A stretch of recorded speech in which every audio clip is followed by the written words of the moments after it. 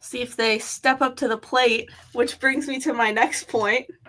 Let's talk some ASU baseball. Off to a hot start on a much more positive note for ASU fans. 7-0, first 7-0 start since the 2019 season. Really good pitching. There was kind of a lot of question marks surrounding what their pitching was going to look like, but it's been good so far. And then, as expected, good hitting.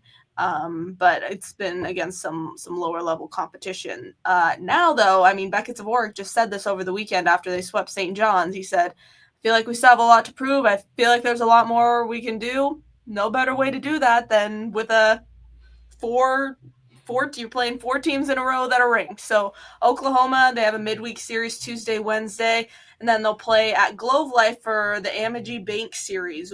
So they'll start that this weekend against Mississippi State, and then Tennessee, and then Texas A&M. So quite the gauntlet ahead for ASU, and I mean, no better chance to prove yourself than now.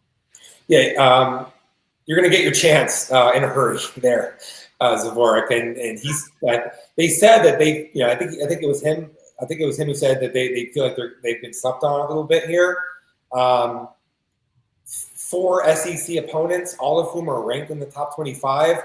We're going to find out really quick whether they warrant national prominence in that conversation, right? Like, I think Warren Nolan has ASU around 15th in the RPI right now. That's very good.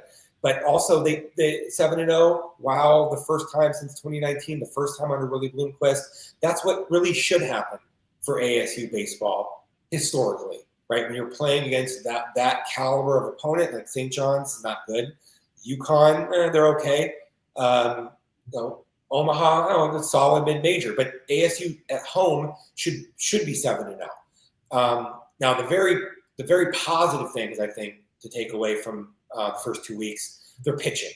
It's been the thing that's held back ASU in recent seasons. It's really hard to acquire the depth of the staff, your anchors there from a starting standpoint. And they did a pretty good job last year to get Friday and Saturday anchors who were among the top pitchers in the Big 12 and strikeouts and some other categories. They lost both of those guys drafted in the top 10 rounds.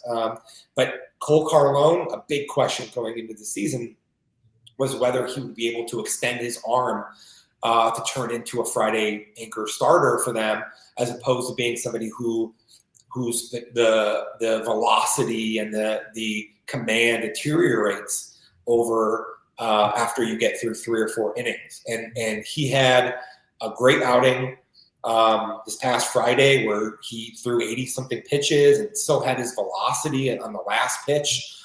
I mean, the guy's got 11 innings pitched. The opposing batting average is like $135 or something. And it looks like he's ready. Now we'll have to see as the innings pile up on his arm if he's able to sustain that. And then Colin Linder, really good job in 2 starts. I mean, so the command has been good. Their starting pitching has done a good job. They've had several impressive performers come out of the pen in support of those guys. I think not everything has been great. Easton Barrett, his starts on Sunday have been very underwhelming and short. So that could lead ASU to revisit whether or not Willie Bloomquist wants to move Cole Klecker, the TCU transfer, who was good in a midweek start.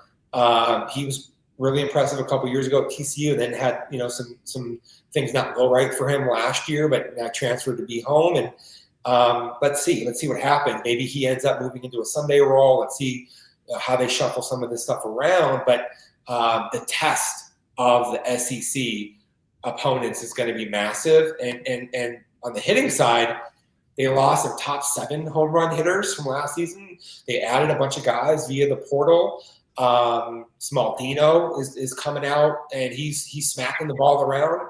And Dean Toigo is he's 3 homers already. And then the guys that they have that they returned have done a really good job. Landon Hairston, he's one of their best prospects and one of their best players, and he's absolutely crushing the ball right now. And new Contradas, who had the broken bone in his hand last year that cost him last season after an impressive freshman debut at ASU. He's already hit 3 homers, and his slugging is off the charts right now. So a lot of really positive things here, and they're going to get to find out how they measure up against 4 SEC teams in a 6-day gauntlet. Should be interesting to see for sure. I mean, all these pieces look like they're coming together now. But yeah, like we were saying, pretty big test this weekend, and we'll see how things unfold. ASU comes back home after that to host Loyola Marymount, and then the first of 5 meetings is on March 10th. That Teacup series against U of A. So plenty of content for the rivalry and the fans on the baseball front with the Teacup this year.